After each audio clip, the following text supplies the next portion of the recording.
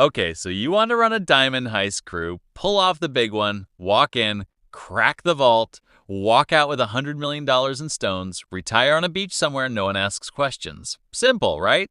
Except almost none of that $100 million ever actually reaches your hands. And by the time you understand why, you'll understand why most people who actually pulled off history's biggest diamond heists ended up broke, in prison, or both.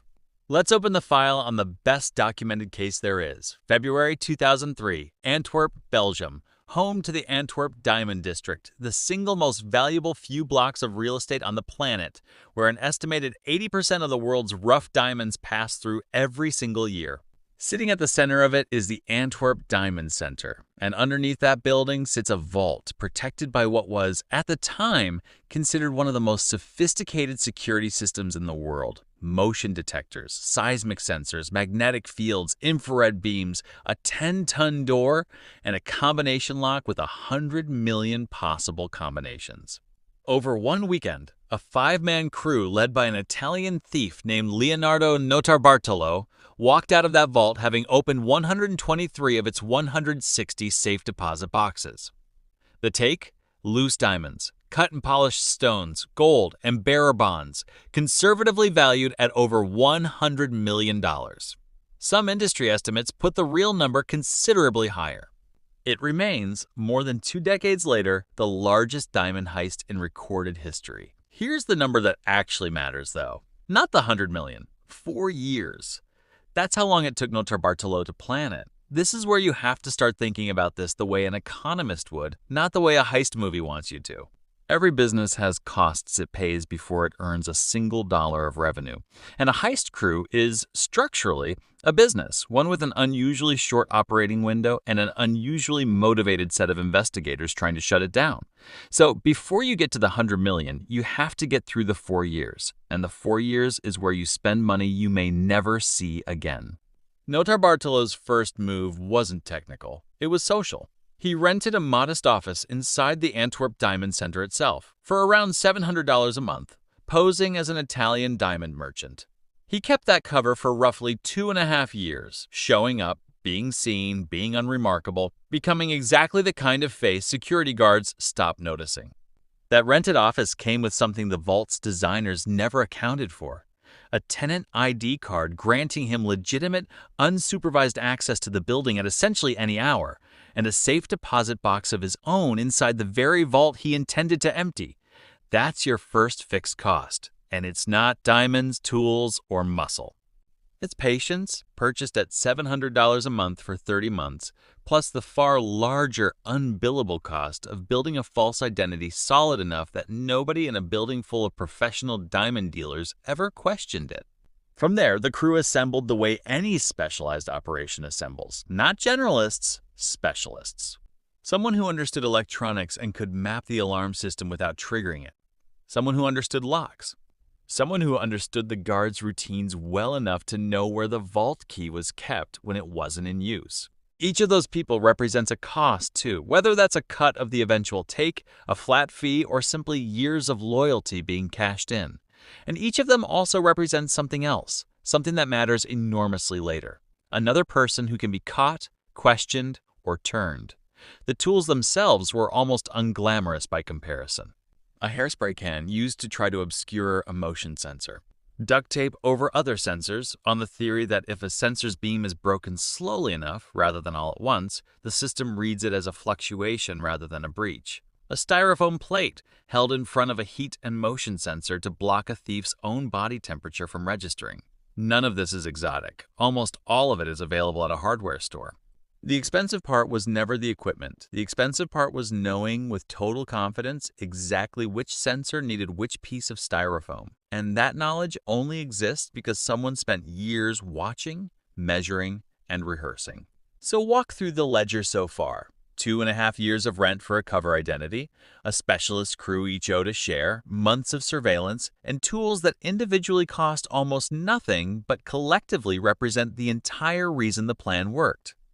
All of that is spent, sunk, gone before a single diamond changes hands. In the language we've used before, this is the fixed cost. It doesn't scale with how many boxes you open once you're inside. You pay it regardless, the same way a cartel pays for a lab whether it's running at full capacity or not, the same way a bank pays rent on a branch whether the vault is full or empty. The break-in itself, the one night that gets all the attention, is almost an afterthought, sitting on top of years of infrastructure.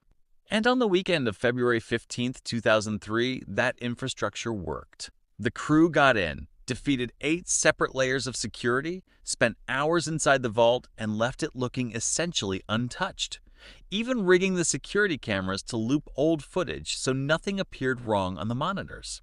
By Monday morning, when the vault reopened for business, it took hours before anyone realized 123 boxes were empty.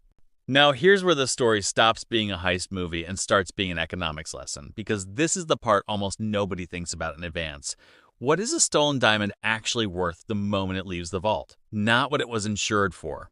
Not what a jeweler would sell it for. What a thief can actually get for it. Diamonds are, on paper, the perfect thing to steal. Small, dense, and worth more per gram than almost anything else on Earth. In practice, they may be one of the worst things to steal at scale, because a polished diamond of any real size is laser-inscribed, invisibly to the naked eye, with an identifying number tied to a certificate from a lab like the Gemological Institute of America.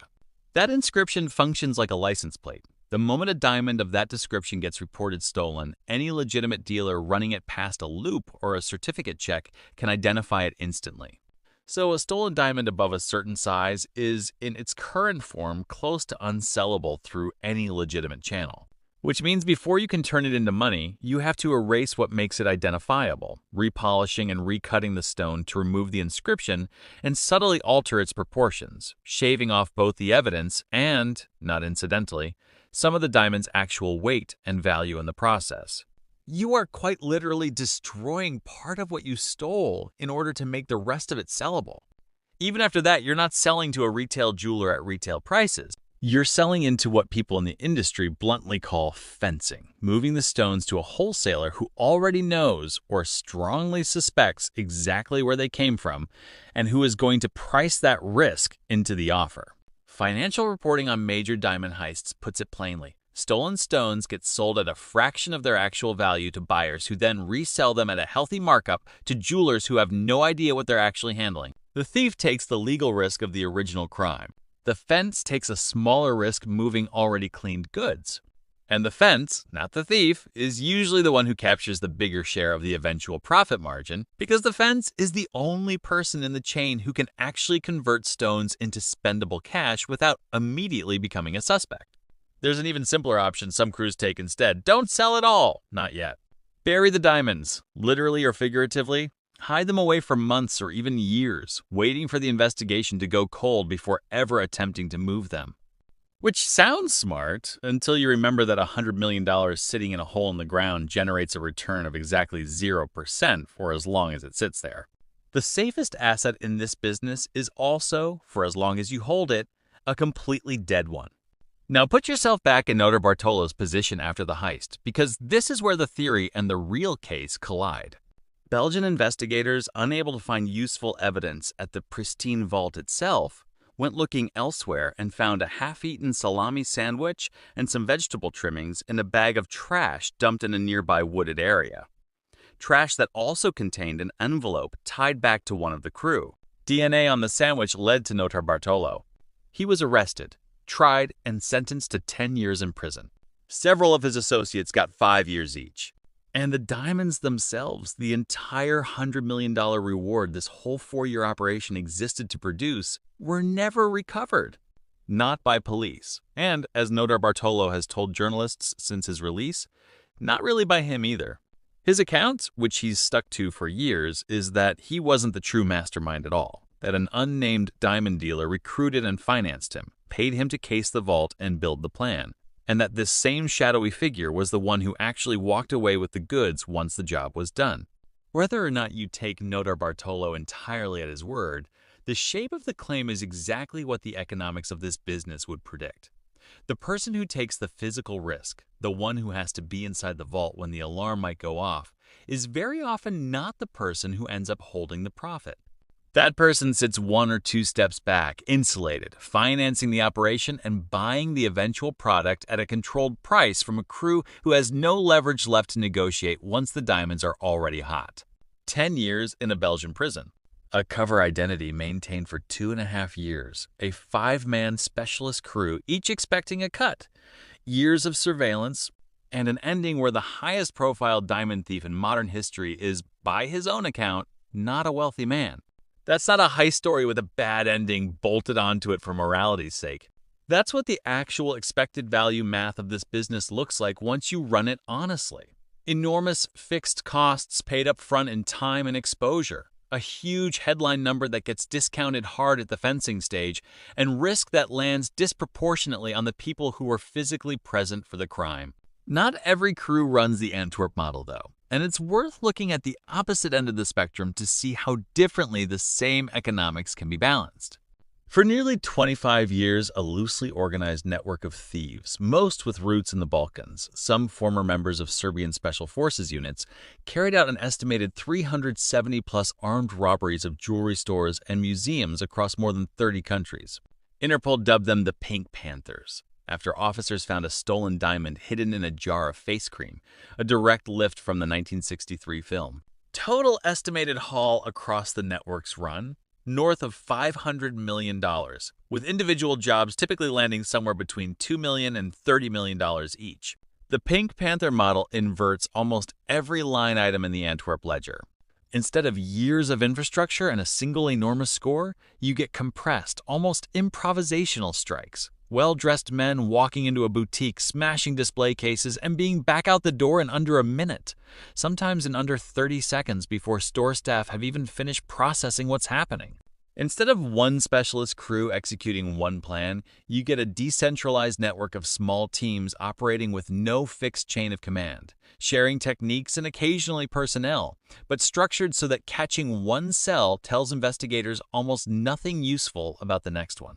Fixed costs are dramatically lower. No years-long false identity, no custom-built vault replica for rehearsal, just surveillance measured in days or weeks rather than years. But that lower fixed cost buys a correspondingly lower ceiling per job and a much higher frequency of exposure to police, since you're rolling the dice on a new armed robbery every few weeks or months instead of one single meticulously engineered event. Both models still run into the exact same wall on the reward side, though. The Pink Panthers didn't get to skip the fencing discount. Stolen jewelry, watches, and diamonds still needed to move through the same underground channels, still got broken down, melted, and recut, still sold for a fraction of the number reported in the news the day after each robbery. And both models eventually hit the same wall on the risk side. Interpol has identified more than 800 individuals connected to the network over the years, and a steady stream of arrests, Spain, Switzerland, France, has picked off members one by one for 2 decades, even while the loosely federated structure allowed the overall operation to keep running elsewhere. So compare the two approaches side by side, because this is really the entire economics lesson in one picture. The Antwerp model spends enormous fixed costs, years of patience, a false identity, deep technical planning, chasing one enormous score, and accepts a correspondingly catastrophic downside if it fails. A decade in prison for the person who actually walked into the vault, with the largest share of the actual payout potentially never even reaching him. The Pink Panther model spends far less upfront, executes far more frequently, and spreads risk across a decentralized network small enough that any single arrest doesn't collapse the whole operation. But it never escapes the same fencing haircut on the back end. And its members get individually picked off year after year in a war of attrition that Interpol has been quietly winning in installments since the early 2000s. Neither model, run all the way to its actual conclusion, produces the outcome the opening scene of a heist movie promises. The Antwerp job, the biggest diamond heist in recorded history, ended with its architect in prison for a decade, and, by his own telling, not the one who got rich off it. The Pink Panthers' quarter-century campaign, hundreds of successful robberies, $500 million in headline value, has still ended member by member, city by city, in the same place almost every crew in this business eventually ends up: caught, and holding far less than the number that made the news. That's the part the vault-cracking scene never shows you. The hard part was never getting the diamonds out of the building. It was finding out months later what they were actually worth once nobody legitimate would touch them, and discovering that the person who profited most was very rarely the one who took the risk to get them.